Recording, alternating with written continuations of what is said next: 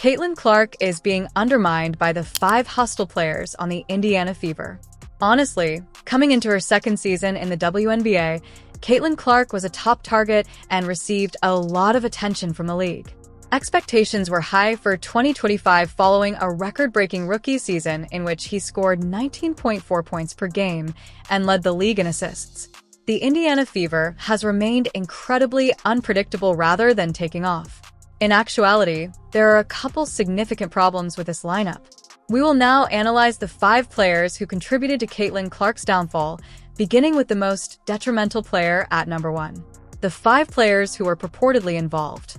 5th place goes to Sydney Coulson. The strategy seemed straightforward when Sydney Coulson was signed by the Fever on February 5, 2025. Bring in an experienced player to help the younger guys and maintain order in the locker room.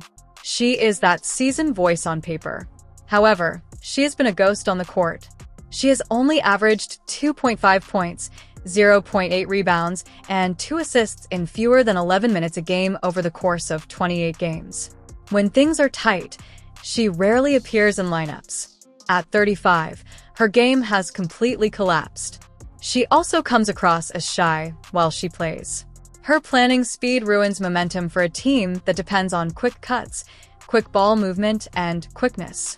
Guards that can make critical plays, maintain a fast tempo, and shoot without hesitation are the perfect fit for Clark. Coulson makes late passes that hinder the attack, hesitates on open shoots, and dribbles too long. She is wasting game time that young, passionate players could be using, even though she is a leader off the court. Brianna Turner is the 4th. The situation involving Brianna Turner is even more annoying. It's not that she's struggling. Rather, it's due to the huge expectations placed on her. Once a top defensive player and a first-round selection, Turner was well known for his tenacity, vigor, and ability to block shots. That player hasn't been seen this season. She averages an incredible 0.4 points, 0.9 rebounds, and 0.2 assists per game in 14 games, while only making 20% of the shots from the field. This year, she hasn't played for more than 60 minutes. In addition to being low, such figures are historically low for a forward. Turner needs to set up strong screens for Clark, take care of the glass, and roll hard to the basket. Rather, she barely engages in defensive challenges, glides through possessions, and is unable to take advantage of her size. She rarely employs protective language, and it is clear from her body language that she is disconnected. Turner's minutes are now a waste for a team that wants to make the most of Caitlin's time on the court. Kelsey Mitchell comes in 3rd. Kelsey Mitchell's scoring history makes this one contentious. She has become as the Fever's go-to bucket getter since joining a league in 2018.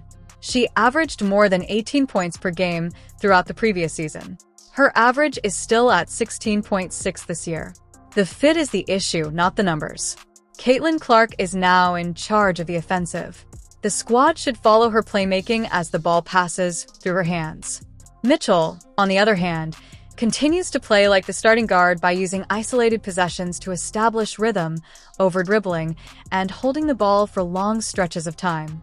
The Fever's offense runs smoothly, while Clark is in possession of the ball. The beat slows, the room gets smaller, and the online fan reactions stop as Mitchell takes over.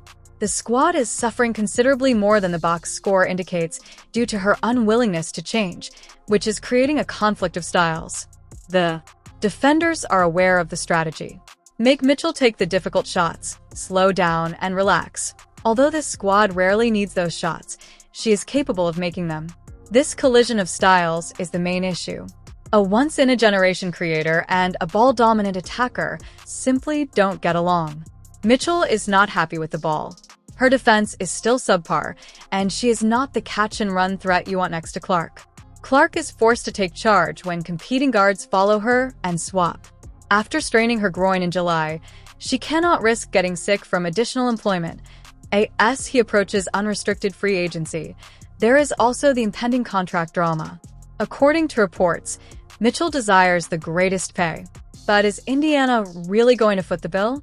You build around Caitlin Clark and AIA Boston when they are your cornerstones. Shooters, defenders, and altruistic role players.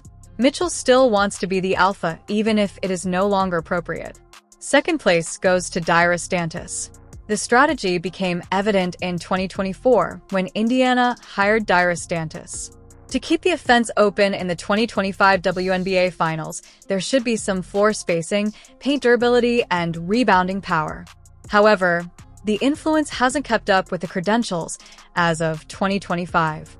She shoots less than 38% from the field and averages just 5.0 points and 2.4 rebounds a game. For a forward who is meant to finish inside and spread the floor, that is simply too low. She gently turns. She has a slow transition defense and totally vanishes when things become hard. A key component of Clark's method is timing. She needs teammates who are prepared to fire when she drives and breaches the defense. Dantis pauses. Momentum, rhythm, and a sense of belonging are all broken in that little instant of uncertainty. The situation is the same on the defensive end. Power forwards with the ability to switch, close out, and guard the rim are in great demand in the current WNBA. Dantis has trouble with each of the three.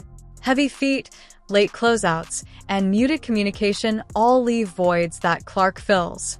When it comes to drama in the locker room, she is hardly toxic. In a passive sense, she is toxic. While younger, more eager players observe from the bench, and experienced player records minutes. First up is Natasha Howard. Natasha Howard is the biggest load on Caitlin Clark's system. She was the perfect signature on paper. Three-time WNBA champion, former All-Star, and established paint presence. It has actually been a slow-motion disappointment. Howard will average 11.6, 66 points, 6.8 rebounds, and 1.4 assists until 2025. At first, everything seems substantial, but then you see the disgusting component. 41% of the floor is missing from her. That is a red flag for Caitlin Clark's future as a forward who resides inside the arc. Missed putbacks, short shots clanking off iron, and missed bunnies at the rim have all become commonplace. Forwards that can stretch defenses with a dependable jumper or finish hard at the rim are essential to Clark's plan. Howard isn't doing well either. Her touch is all over the place when she does succeed in getting the ball moving. During pick and rolls, she stays away from the hoop and refrains from diving violently. Because of Howard's volatility, Clark is under more pressure to carry the momentum and the scoring rather than being the reliable, seasoned presence that she was brought in to be. No point guard should have to do this work by themselves. Defense is clearly declining. In the past, Natasha Howard was a switch that could quickly rotate, be vigilant in closeouts, and protect numerous locations without blinking, locking up anyone who protected them. However, the explosion disappears by the age of 32. She is currently being thrashed on the first step. Her revolutions occur a little too late, and her footwork is clumsy. The moment the guards see that she is wearing drop cover, they attack without hesitation. She is now a defensive target rather than a defensive anchor. In this instance, talent, concluding remarks, and outro are just as important as passion. Take note of her nonverbal clues, such as her lowered shoulders after mistakes, her reluctance to return to defense after missed shoots, and her lack of reaction to teammates' huge plays during timeouts. She is not the involved seasoned voice our young Fever squad needs. Instead, she is aloof. In contrast, Caitlin Clark never stops complimenting her teammates, pointing out inconsistencies, and motivating the group despite her injury. That level of urgency must be communicated. It doesn't with Howard. There is a huge disparity in expectations. Howard's character was not introduced. She was one of the top-paid veterans in Indiana and was supposed to work closely with Aaliyah Boston. Rather, she is turned into an obstacle. She squanders time that could be spent developing players like Chloe BBBY and Michaela Onion, who hinder spacing and slow down the offense. Players who genuinely run the floor, cut hard, and move with purpose. Howard's delayed decision-making eliminates opportunities for improvement. Howard is too far behind, therefore Clark will pursue a convoy or cutter by pressing the ball. She eliminates easy scoring opportunities and gives defenses time to reorganize if she does catch the pass and resets rather than attacking. These half-second delays have an impact on waste potential in addition to material items. At the moment, Howard stands in for every issue facing the system. Uneven speed, unstable self-assurance, and productivity undeserving of pay. Clark needs a ready shooter as she drives and kicks. She needs trustworthy assistance when she asks for a changeover. She wants everyone to be heard when the huddle starts. This season, Howard hasn't supplied any of it. For Indiana, this is a watershed moment. The most talked about player in the league has a fever. A sizable fan base that is led by novices. Boston's ideal pick-and-roll partner is Clark. Companion. She eliminates simple scoring opportunities and gives opponents time to reorganize if she does catch the pass and resets rather than attacking.